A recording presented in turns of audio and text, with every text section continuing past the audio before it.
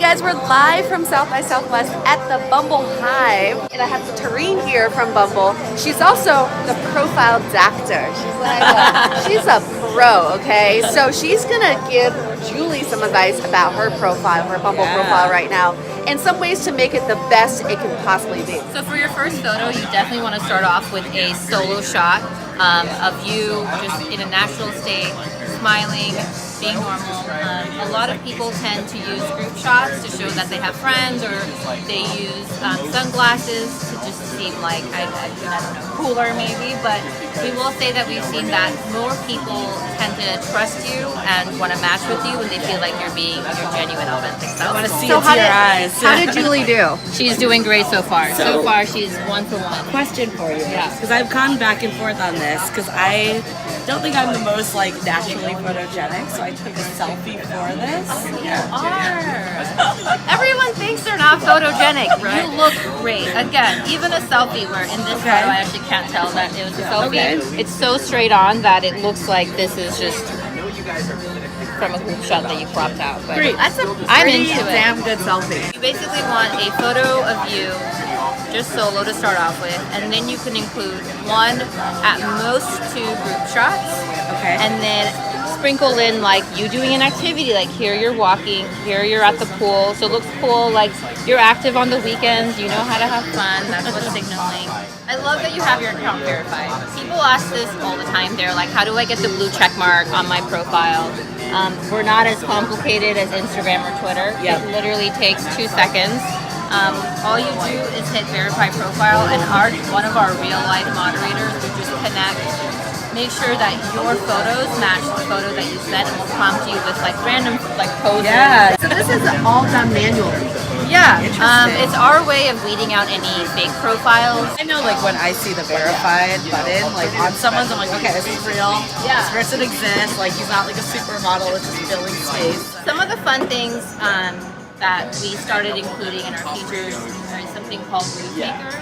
We had a lot of feedback in our App Store reviews and users telling us in real life that they want to be, given a prompt. So even if, you're still going to have to make the first move, whether it's for dating, friend finding, or networking, we want others to have something to work with about you.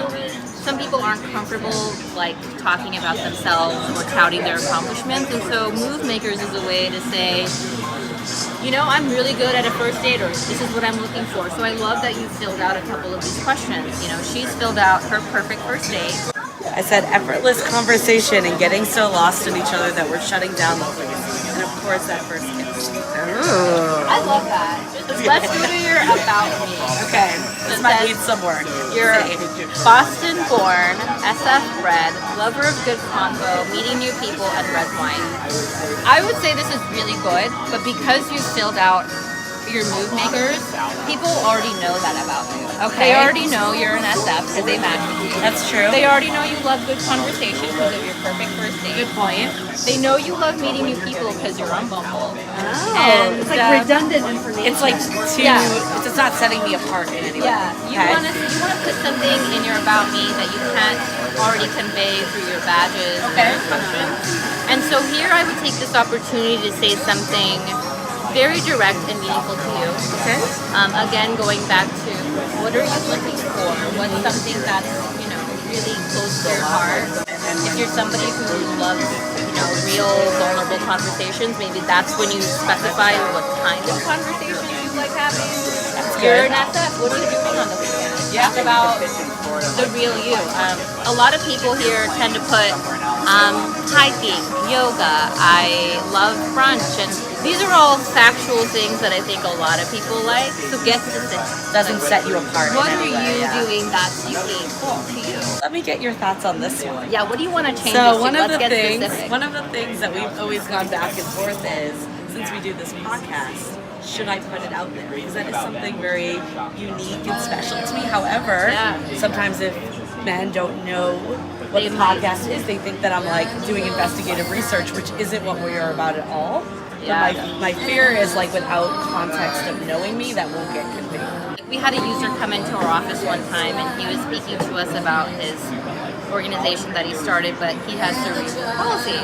And he mentioned that he A/B tested his profile with him in the wheelchair versus not, just to see, a week with him, just him without any indication of him having cerebral palsy, and then one with him in a wheelchair, and he surprisingly found out that the version of his profile with his whole self in his wheelchair performed a lot better. Wow. He got more matches. Interesting. I think people are looking for that. They're wanting to know, like, you could literally just say what you told me. Yes, I have a dating podcast. No, I'm not on here to do research. That's a good idea. It. Like, just be real about it. I like it. And we get this feedback a lot too. People will make their profile and then they start to second guess themselves when they see other profiles. And you really shouldn't do that, because the more references of The Office you see in other people's profiles, the less likely you are to stand out. So take it out of your profile. So don't copy and paste someone else's profile. Or don't even take it as a signal of, like, everybody has a photo of them in Thailand. Now I need a photo of me from Thailand. You don't. Let's talk about the different modes of Bumble. So you have obviously Bumble for dating, but then you have Bumble for networking, Bumble Biz, and then you have Bumble BFF. What are some ways people can change up their profile? Or should people change up their profile for the different modes? Yeah, I would. The way I see it is it's how you would present yourself to somebody you're attracted to versus somebody you genuinely think is, like, super cool and want to hang out with versus somebody at a networking event or at work. Definitely have the mindset in place. Some people get a little lazy, or they don't have enough photos, right? And so they're like, well, this is my only good shot. I'm going to use the same pic for dating and networking. And the thing is, you want to come off the way you would want to come off in real life. And so what we encourage, especially our like male users who don't have photos of themselves, always a challenge. I encourage every girl to take photos for their guy friends. Especially when you're at, like, a wedding or somewhere where you're dressed up and everyone looks nice. I always say to my guy friends, just sit right there, act like you're having a great time, and I'm going to take some candid photos. You are a queen. I am the queen of that. There are so many good profiles out there because of me. I think where it gets interesting with biz mode is that you have the opportunity to upload your work. So this is the only profile where on Biz you can actually upload photos of a project you worked on, a campaign you worked on, you in the workspace, screenshots of, like, photography, your blogs. Well, I put our podcast cover art on there, and I would never want to put that on my dating profile because of what we just said. So perfect. And I think it's like this again. A wonderful mindset is to have, be really quick and concise. Why are you really here? I am seeking a mentor or being a mentee in X industry for Y purpose, and be as direct as you can, and take out all the guesswork from people. People hate wanting to, trying to figure out, what do you really do? What is this podcast? What's your intention on here? Right. I think it's, being intentional and direct is the best way to go. It's great feedback. And here's something we learned yesterday we didn't know. In biz mode, the woman still reaches out first. Correct me if I'm wrong on this, it came from the fact that sometimes intentions could be different. Yeah, no matter what our next mode or product is, we will always leave the control in the woman's hands, just because of the way, networking experiences pan out in real life, maybe online. Coffee, questions to have coffee turn into a date. What else do you do? Like, what's your number? Right. Are you single? Yeah. So because that exists, we unfortunately are still working towards balancing that gap and empowering the women. And women make the first move, and I personally think women should also make the second move. Like, ask them out. I love in real life. So often people tend to look for, like, quantity.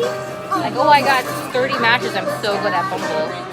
To me, that says, can you really talk to 30 people at the same time? You can.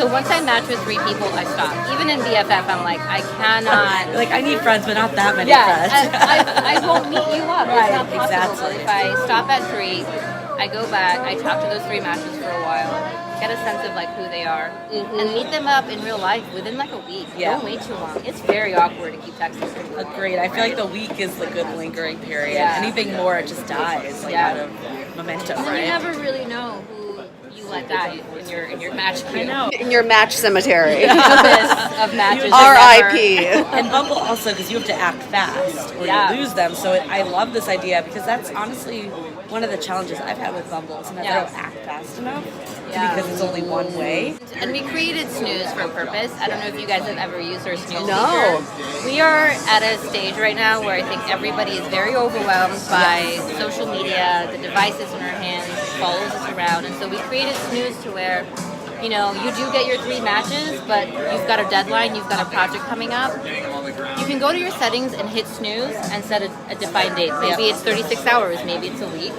And it freezes all of your matches and conversations. You don't lose any of them.